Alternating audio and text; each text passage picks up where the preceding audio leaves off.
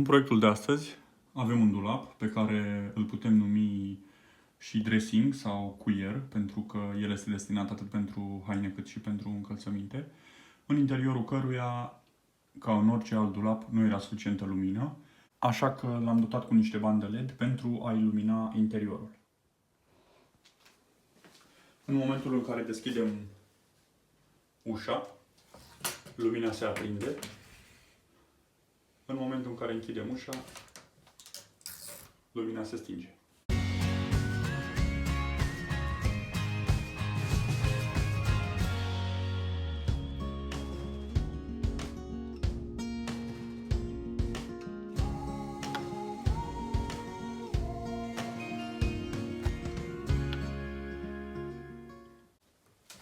Iar asta datorită acestui senzor. Este un senzor comandat de pe AliExpress, care funcționează de la 5 la 24 de volți, un consum maxim de 50 de W. Iar banda LED folosită este o bandă LED de la Vitac cu lumină albă. Pentru a putea realiza acest proiect, ne-am ajutat de priza de aici, pe care am demontat-o, am dat o gaură prin perete și am ieșit în partea cealaltă. Din aceeași priză ne-am legat cu un cablu de 3x2,5 și din el am adus o priză aici. Iar în priză am pus un transformator de 12V de 2 A. Iar el va alimenta senzorul, unde pe intrare, pe input, i-am pus o mufă. Și va veni din transformatorul de 12V, va veni pe aici și va intra în senzor.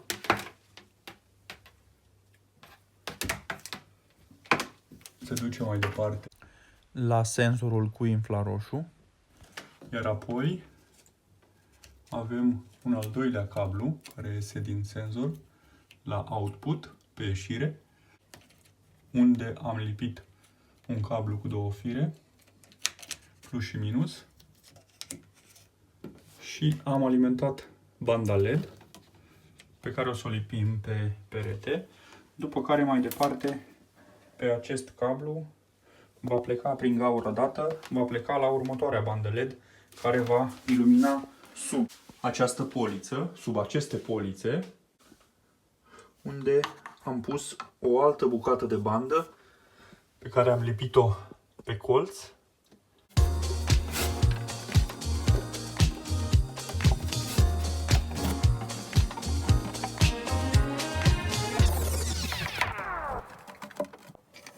Iar cablul l-am tras prin acest canal cablu.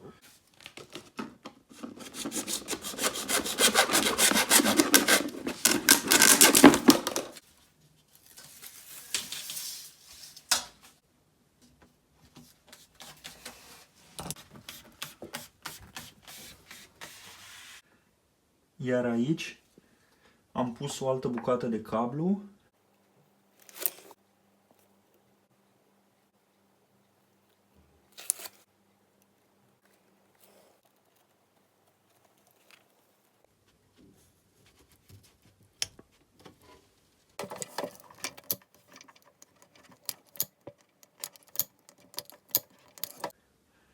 Am trecut-o prin spatele poliței, am urcat-o în partea de sus și aici am procedat la fel și am pus o bandă LED.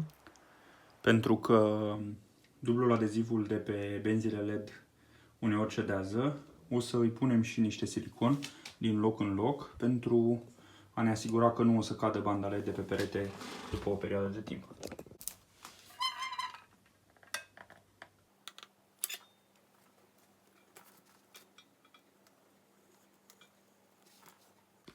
Și este foarte important să punem pe capete, pentru că capetele tind să se dezlipească primele.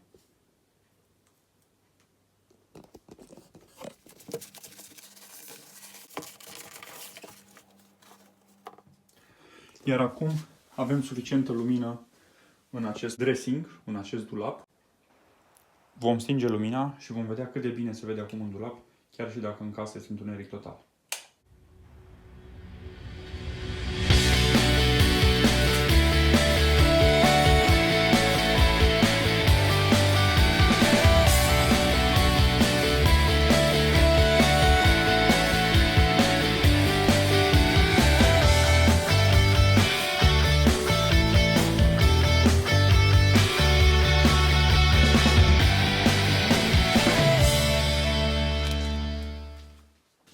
Acesta a fost proiectul de astăzi. Sperăm că interesant. Până data viitoare, numai bine și pe curând!